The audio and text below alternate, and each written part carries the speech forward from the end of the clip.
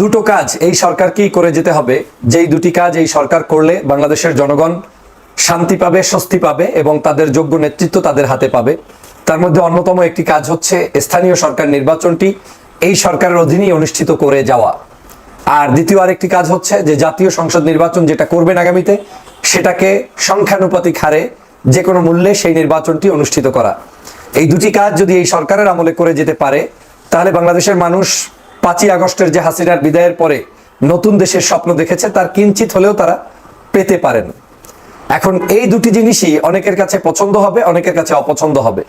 মনে রাখবেন, এই জিনিসটার যারা বিরোধিতা করবে তাদের ভিতরটা হচ্ছে ভিন্ন। যেমন আপনি যদি একজন সন্ত্রাসী হন, চাঁদাবাজি হন, ভোট চুরি করবেন এরকম মানসিকতা থাকে, অন্যায় আচরণ করবেন এরকম মানসিকতা থাকে, তাহলে আপনি এই দুটি দাবির পক্ষে থাকতে পারবেন না।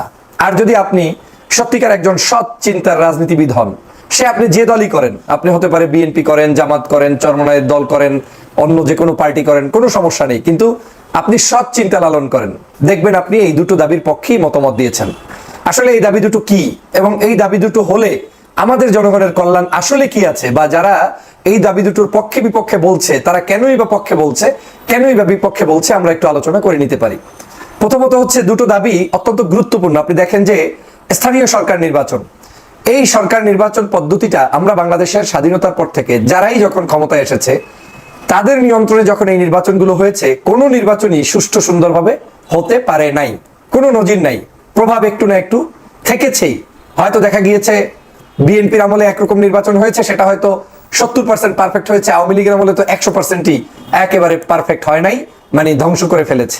তার মানে কোনো না কোনো কারণে প্রত্যেকটি রাজনৈতিক দলের সময় এই নির্বাচন পদ্ধতিতে একটু না একটু প্রভাব তাদের থাকে। এর কারণ হচ্ছে ওই দলের এমপি থাকে, ওই দলের মন্ত্রী থাকে, স্থানীয় পর্যায়ে তার আনুগত্য পোষণকারী, ওই দলের আনুগত্য পোষণকারী ব্যক্তিকেই তারা নির্বাচিত করতে চান। তাহলে আগামীতে যে কেউ ক্ষমতায় আসতে পারে। আমরা জানি না যে বাংলাদেশে কে ক্ষমতায় আসবে। হতে পারে বিএনপি আসবে, এটা স্বাভাবিক, আমরা ধরে নিতে পারি, একটি বড় রাজনৈতিক দল। হতে পারে জামাত ইসলাম আসবে, এটাও স্বাভাবিক, কারণ তারা অনেক নির্যাতনের শিকার হয়েছে, আসতেই পারে। বা ভিন্ন আরো কেউ আসতে পারে, XYZ আসতে পারে, কোনো জোট আসতে পারে। এখন আমরা যদি মনে করি যে আমি আসবো না, নিশ্চিত না, আসতেও পারি, তাহলে আমার কাছেও তো গ্রহণযোগ্য হচ্ছে আমার নির্বাচনের আগেই এরকম স্থানীয় সরকার নির্বাচন অনুষ্ঠিত করা।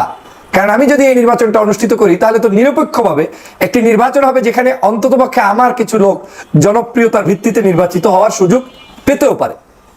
এখন আপনি এর বিরোধিতা তখনই করবেন যখন আপনি নিশ্চিত যে আমি ক্ষমতায় আসবো যে কোনো মূল্যে, এবং আমি ক্ষমতায় এসে আমার মতো লোকগুলো বসাবো, তখনই আপনি এটার বিরোধিতা করবেন। কিন্তু যদি সৎ চিন্তার মানুষ হন, সৎ রাজনীতি লালন করেন, তাহলে আপনি কখনোই এটার বিরোধিতা করবেন না। কারণ এখন যদি এই নির্বাচনটা অনুষ্ঠিত হয়, তাহলে কারো কোনো প্রভাব থাকবে না, না বিএনপির, না জামাতের, না এনসিপির, না গণ অধিকারের, না চরমনায়ের, কারো কোনো অতিরঞ্জিত বাড়তি কোনো ধরনের তাদের পক্ষ থেকে কোনো প্রভাব বিস্তার করতে তারা পারবে না। এখন অনেকে বলতে পারেন যে হ্যাঁ, তাদের আমলে হলে নির্বাচন সুষ্ঠুভাবে হবে না, নিয়ন্ত্রণ করা যাবে না। তাহলে সে প্রশ্নের উত্তর হচ্ছে, যদি এই সরকারের আমলে স্থানীয় সরকার নির্বাচন আপনি প্রশ্নবিদ্ধ হয়, সঠিক না হয়, ভালোভাবে করতে পারবে না, মারামারি হইতে পারে, গ্যাঞ্জাম লাগতে পারে, তাহলে সংসদ নির্বাচন আপনি গ্যাঞ্জাম মুক্তভাবে করবেন কিভাবে?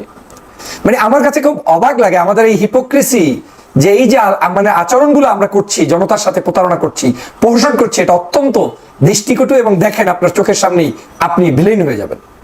আজকে যেটা হচ্ছে, আমরা মনে করি, আমি মনে করি ব্যক্তিগতভাবে, জাতির স্বার্থে, দেশের স্বার্থে স্থানীয় সরকার নির্বাচন এই সরকারের অধীনেই হয়ে যাওয়া উচিত। তাতে অনেকগুলো সুবিধা আছে। কারো দলের উপরে দোষ চাপবে না, প্রত্যেকটি রাজনৈতিক দল স্বাধীনভাবে মত প্রকাশ করতে পারবেন। আপনার দলীয় লোক নির্বাচিত হোক কিংবা না হোক, আপনি কারো উপরে দায়বদ্ধ থাকবেন না। স্থানীয় কোনো নেতাও আপনাকে চাপে রাখতে পারবে না যে আমার পক্ষে অমুকে করে নাই, আমার বিরোধিতা করছে, আমাকে ঠকানোর জন্য প্রশাসনে প্রভাব রেখেছে। এই ব্লেমিং থেকেও আপনি কিন্তু রক্ষা পাবেন। সে কারণে বাংলাদেশের মানুষের উচিত স্থানীয় সরকার নির্বাচনের পক্ষে আওয়াজ তুলে এই সরকারের অধীনেই করা। এবং সেটা যদি আপনি একটুতম, সামান্যতম আপনি যদি দেশপ্রেমিক হন, তাহলে আপনার এটা করা উচিত বলে আমি মনে করি। আমরা স্থানীয় সরকার নির্বাচন যদি একটু আগে হয়, তাহলে আমাদের সুবিধা আছে কতগুলো। আমরা সৎ ভালো মানুষ পাবো, আমরা যোগ্য নেতৃত্ব পাবো, আমরা দুর্নীতিবাজ, টাকার দৌরত্ব, সন্ত্রাস, চাঁদাবাজ যারা আরেকজন নেতাকে ম্যানেজ করে সেন্টার দখল করবে, তাদের হাত থেকেও অন্তত একটু হলেও রক্ষা পাবো। এবং সেখানে জনগণের প্রতিনিধিকেই বাছাই করতে সক্ষম হবেন। আপনারা কি চান না যে বাংলাদেশে এমন একটি নির্বাচন হোক, যে নির্বাচনে স্থানীয় সরকার প্রতিনিধিগুলো সম্পূর্ণ জনগণের প্রতিনিধি নির্বাচিত হোক? সেটা কি আপনারা চান না? যদি চেয়ে থাকেন, তাহলে উচিত এটাকে সবার আগে সংস্কার করে এই সরকারের অধীনে নির্বাচন অনুষ্ঠিত করা। দ্বিতীয় যে দাবিটি হচ্ছে আমার, সেটা হচ্ছে সংখ্যানুপাতিক হারে নির্বাচন। এটাতেও বাংলাদেশের সমগ্র জনগণ জয়যুক্ত হয় এবং সমগ্র জনগণের মধ্য থেকে ভালো মানুষগুলো সংসদে আসার সুযোগ পেয়ে যায়। আজকে ধরেন আপনি বাংলাদেশের বিভিন্ন প্রান্তে একটা ছোট্ট দলকে ভোট দিলেন, কিন্তু ওই ভোট দেওয়ার পরেও সেই লোকের একজন প্রতিনিধিও সংসদে থাকতে পারে না, কথা বলতে পারে না। অথচ একজন প্রান্তিক মানুষও অনুভব করেছে যে আমার এই সাপোর্টটা একজন ব্যক্তিকে বা একটা দলকে দিয়ে তার একজন প্রতিনিধি সংসদে পাঠাতে চাই। পাঠাবেন কোন পদ্ধতিতে? আপনি ভোট দিয়েছেন যে এলাকায়, সেই এলাকায় আপনি সেকেন্ড হয়েছেন, থার্ড হয়েছেন, আপনার সেই জায়গায় অবস্থান নেই, আপনাকে তারা উঠতে দেয়নি, টাকার দৌরত্বে, সন্ত্রাস, বিভিন্ন ধরনের ষড়যন্ত্রের ব্রাজলে আপনি ঠকেছেন। আপনাকে জিততে হলে, আপনার প্রতিনিধি পাঠাতে হলে সেই শক্তিমত্তা আপনার ওখানে দেখাতে পারেননি। সংখ্যানুপাতিক হারে নির্বাচন হলে চট্টগ্রামেও ভোট হয়েছে, সিলেটেও ভোট হয়েছে, বরিশালের, রাজশাহী, যে প্রান্তেই হোক না কেন, এই ভোটগুলোর সমষ্টিগত একটি রেজাল্টই আপনার সংসদে প্রতিনিধি পাঠানোর ব্যবস্থা করে দিবে। তাহলে এই যে একটি দাবি, একটি সুন্দরতম, তাতে আমাদের সমস্যাটা কোথায়? কষ্ট লাগার কারণটা কি? এই সুন্দরতম দাবির পক্ষে যদি আজকে আপনি থাকেন, তাহলে আপনি যদি সর্বোচ্চ বড় দল হন, আপনি সর্বোচ্চ সংখ্যক সিটই পাবেন। পার্সেন্টেজে আপনি 70% পেলে আপনার 70টা আসন থাকবে 100-র মধ্যে, 80টা পেলে 80টা থাকবে। এভাবে করে কোনো একজন ব্যক্তি 1% পেলে একটা আসন তার থাকবে। এই যে একটি আসনের বৈষম্য দূর করা এবং ভোটাধিকারের ভোট নিশ্চিত করা, একজন ভোট যে প্রয়োগ করতে চায় তার ভোটটা সঠিক পাত্রে যাওয়ার পরে তার প্রতিনিধি সংসদে যাওয়া এবং সার্বজনীনভাবে সকল দলের, প্রায় সকল দলের পক্ষ থেকেই কেউ না কেউ প্রতিনিধি হিসাবে সংসদে প্রবেশ করতে পারে, এর চেয়ে মোক্ষম সুযোগ সংখ্যানুপাতিক হারে ছাড়া সম্ভব না। এবং এখানে আপনি অর্থনৈতিকভাবে, অন্যায়ভাবে কেউ টাকা দিয়ে, পয়সা দিয়ে আপনার ভোট কিনে, ভোটের দখলদারিত্ব করে, সেন্টার দখলদারিত্ব করে, ষড়যন্ত্র করে যে সকল কার্যক্রম করবে, সেটাও এখানে কমে আসবে। কারণ এখানে সম্মিলিতভাবে ভোট হবে। যেমন সারা বাংলাদেশের প্রতীক থাকলো ধানের শীষ, প্রতীক থাকলো দাঁড়িপাল্লা, প্রতীক থাকলো হাত পাখা, প্রতীক থাকলো আরো কিছু মানুষের, এই প্রতীকগুলোর মধ্যে আপনি যাকে ভোট দিবেন তার পার্সেন্টেজ যত পার্সেন্ট হবে, সংসদে তার তত পার্সেন্ট প্রতিনিধি থাকবে। আমি অবাক লাগে এত সহজ পদ্ধতিটা আমরা অনেকেই অ্যাকসেপ্ট করতে চাই না। কারণটা কি? কারণ হচ্ছে আমরা ভালো মানুষদেরকে সংসদে আনতে চাই না। এখন কিছু চোর ডাকাত 5ই আগস্টের পরে কিছু দুষ্ট মানুষ বের হয়েছে, যারা দলের মধ্যে থেকে দলের আপনাকে কি বলে ক্রয় করে তারপরে তিনি এই আধিপত্য বিস্তার করবে, তিনি সংসদে যাওয়ার জন্য দৌড় ঝাঁপাট করবে। রাজনীতি জীবনেও হয়তো করে নাই, কিন্তু টাকার কাছে আপনি বিক্রি হয়ে তাকে নমিনেশন দিতে বাধ্য হবেন এবং একটা সময় রাজনীতিবিদরা ধুকি ধুকি তাদের জীবন শেষ হবে। কিন্তু কোনো জায়গায় আপনি ভালো পরিবর্তন করতে পারবেন না। সে কারণে আমার এখানে বিশ্বাস যে সংখ্যানুপাতিক হারে নির্বাচন, এই নির্বাচন পদ্ধতিটাও এই সরকারের অধীনেই হওয়া উচিত এবং সেখানে যেই দল থেকে আপনার সর্বোচ্চ সংখ্যক ব্যক্তি আসবে তারাই রাষ্ট্র পরিচালনা করবে এবং বাকি দলগুলোর যার যে অবস্থান থাকবে সেই অনুযায়ী প্রতিনিধি সেখানে নির্বাচিত হবে। এবং এটা কিন্তু একটা জাতীয় সরকারের মতোই একটা কনসেপ্ট, যেখানে অলমোস্ট সব দলের লোকই কিন্তু থাকবে। আপনি দেখেন বিএনপি বড় দল, তার লোকই থাকবে না? আপনাকে একদম তাকে বাদ দিতে পারবেন না। জামাত মাঝারি টাইপের আপনার সেকেন্ড লার্জেস্ট পার্টি, আপনি কি তাকে বাদ দিতে পারবেন? তার কি প্রতিনিধি থাকবে না? থাকবে।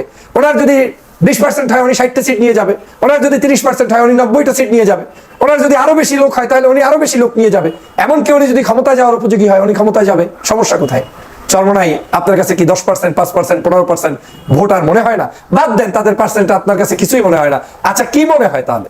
3% 9টা সিট পাওয়ার কথা। এখন কি কোনো ফেয়ার ইলেকশন দিয়ে কোনো জায়গায় 9টা সিট আসার মতো সুযোগ হয়? 5% হলে 15টা সিট পাওয়ার কথা। ইসলামী আন্দোলনকে 15টা সিট এখন কোনো দল এমনকি যুক্ত হলেও দেয় না। এর কারণটা কি? আপনারা এই দেশটাকে এক ধরনের চক্রের মধ্যে আবদ্ধ করে ফেলেছেন। সে কারণে সংসদেও পরিবর্তন হচ্ছে না, নেতারও পরিবর্তন হচ্ছে না, পরিস্থিতিও আপনাদেরকে সেই পরিবর্তন করতে দিচ্ছে না। সে কারণে আমি মনে করি আমাদের এই বাংলাদেশে এই মুহূর্তে দুটো সংস্কার অত্যন্ত গুরুত্বপূর্ণ। এর মধ্যে অন্যতম হচ্ছে এই সংখ্যানুপাতিক হারের নির্বাচন, এবং এই নির্বাচন হলে ডান বাম ছোট বড় সবাই শান্তিতে থাকতে পারে এবং ভালো কিছু মানুষ অন্তত সংসদে যাওয়ার সুযোগ রাখে। আপনাদেরকে উল্লেখ করে বলতে চাই, এই আনুপাতিক হারে সংখ্যানুপাতিক হারে নির্বাচন বাংলাদেশ সহ, বাংলাদেশটা এখনো হয়নি, কিন্তু পৃথিবীর প্রায় অর্ধেক 170টি গণতান্ত্রিক দেশে যেখানে ভোট হয়, এই 170-এর মধ্যে প্রায় অর্ধেক সংখ্যক জায়গায় হচ্ছে এই সংখ্যানুপাতিক হারের নির্বাচন। এবং বিশ্বের বড় বড় রাষ্ট্র, যারা আধুনিক রাষ্ট্র, তাদের কাছে এরকম সংখ্যানুপাতিক হারে নির্বাচন চলছে। অতএব বাংলাদেশেও সেই সংখ্যানুপাতিক নির্বাচন হলে সন্ত্রাস, দৌরত্ব, কালোবাজারি, টাকা, মাস্তানি এগুলো বন্ধ হবে এবং ভালো মানুষ আসতে পারবে। এখন ভালো মানুষ যারা, আপনি ভালো মানুষ বিএনপির মধ্যে থেকেই আসতে হবে, আসুক তারা, সমস্যা কোথায়? ধরেন বিএনপি ক্ষমতায় আসবে, বিএনপিকেই ভালো মানুষ নিয়ে আসতে বলেন। জামাত আসবে, জামাত ভালো মানুষ নিয়ে আসুক। কিন্তু দুর্নীতিবাজ দুষ্টদেরকে যদি আপনি প্রতিহত না করেন তাহলে এই দেশ তো আগাবে না। সে কারণে বলছি সংখ্যানুপাতিক হারে নির্বাচন এই সরকারকেই করে দিতে হবে এবং আমি মনে করি যে এই সরকার কি জাতীয় সংসদ নির্বাচনের আগে স্থানীয় সরকার নির্বাচন চালু করে